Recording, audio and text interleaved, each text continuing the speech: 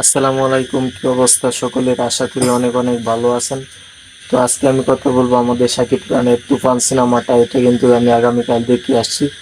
তো আজকের এই ভিডিওতে আমি বলবো যে সেই সিনেমাটা আসলে কেমন হয়েছে, আর আমার কাছে কেমন লেগেছে, এবং এখন পর্যন্ত যত দর্শক দেখতেছেন তাদের কাছে কেমন লেগেছে।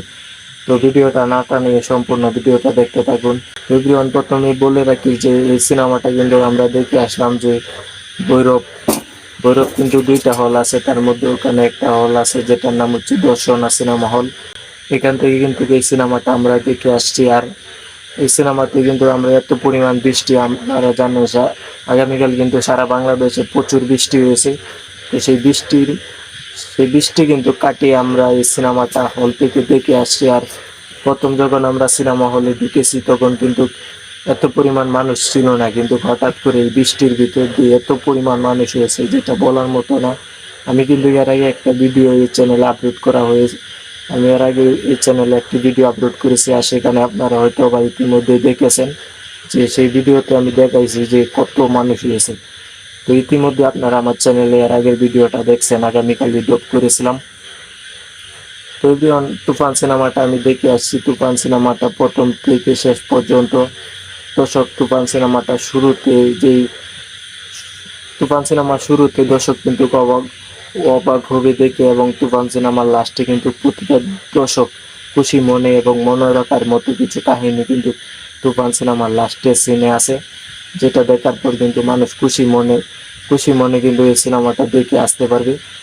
তো সব কিছু মিলিয়ে এই সিনেমার প্রতিটা শুট আমার কাছে ভালো লাগছে। কালার এডিটিং থেকে শুরু করে মানে ছোট্ট ছোট্ট করে এই যে শুটগুলো নিছে, তারপর কেজিএফ এর মতো একটি গল্প বলতেছে, এবং আরেক দিক দিয়ে কিন্তু গল্পটা দেখানো হইতেছে।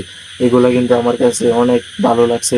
তারপরে এই সিনেমাটা দেখে যখন আসলাম তখন আমার কাছে কোনোভাবেই মনে হয় নাই যে আমি বাংলা কোনো সিনেমা দেখে আসছি, বাট আমার মনে হয়েছে যে বাইরের কোনো সিনেমা আমি দেখেছি। তো এটা আসলে ভালো লাগার বিষয়, কারণ বাংলা একটা সিনেমা এত বড় মাপের, এত ভালো কিছু হয়েছে, এটা তো অবশ্যই বলতেই হবে। তো তার জন্য অবশ্যই এই সিনেমার পরিচালক যিনি, তার নাম হচ্ছে রায়হান রাফি ভাইয়া, তাকে অবশ্যই ধন্যবাদ জানানো উচিত। কারণ এই সিনেমাটা রায়হান রাফি ভাইয়া সারা হলে কিন্তু এতটা ভালো সিনেমা কিন্তু বানাতে পারতো না, বাংলা আর কোনো পরিচালক বানাতে পারতো না। তো এভরিওয়ান, আগামীকাল আমি যেই শাকিব খানকে দেখেছি এটা হয়তো বা শাকিব খানের কেরিয়ারের সবচেয়ে ভালো, মানে এরকম পার্ট আমি শাকিব খানের আগে কখনোই দেখি নাই। নতুন একজন শাকিব খানকে আগামীকাল আমি দেখে আসছি। তো সবকিছু মিলিয়ে তুফান সিনেমাটি ছিল অসাধারণ। আপনারা জানেন না, আজকে কিন্তু আমাদের এইদিকে কারেন্ট নাই, এই কারণে কিন্তু এই তুফান সিনেমাটা ফুল রিভিউ আমি দিতে পারতেছি না। তো ইনশাল্লাহ আল্লাহ বাসায় রাখলে দেখা হবে আরো কোনো বড় একটি ভিডিওতে, সেখানে আমি তুফান সিনেমা নিয়ে আরো কিছু কথা বলতে চাই। তো আজকে আমার এদিকে কারেন্ট নাই, যে কারণে কিন্তু ভিডিওটা এত পরিমাণ ভালো হইতেছে না, বাট ভিডিও করার মুডটাও নাই, কারণ কারেন্ট নাই। দেখেন ভিডিওটা ভালোভাবে কাজ করতে পারতেছি না। তো তার জন্য কিন্তু এই ভিডিওতে আমি পুরো সব কথাটা কিন্তু তুলে ধরতে পারি নাই। তো অন্য আরেকটা ভিডিওতে অবশ্যই তুলে ধরবো পুরো কথাটা। তো তুফান সিনেমাটা যারা এখনো দেখেননি বা দেখতে যাবেন বা দেখবেন না, তাদেরকে বলতে চাই যে তুফান সিনেমাটা অবশ্যই দেখে আসবেন, কারণ বাংলাদেশের বাংলার ইতিহাসে এত বড় মাপের সিনেমা আগে কখনো হয় নাই। তো এই সিনেমাটা মিস করলে অবশ্যই আপনার ভালো মানের, এবং বাংলাদেশে হয়তো বা পরবর্তী সময়ে কখন এরকম সিনেমা হবে কিনা আসলে অসম্ভব, কারণ এই সিনেমাটা দেখে আমার অনেক অনেক ভালো লাগেছে, অনেক অনেক কিন্তু ভালো লেগেছে। তো সকলের কাছে অনুরোধ, সিনেমাটা দেখে আসবেন, এই সিনেমাটা মিস করবেন না।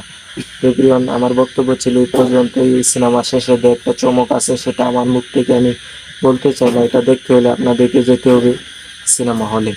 এভরিওয়ান, এই ছিল আজকের এই ভিডিও।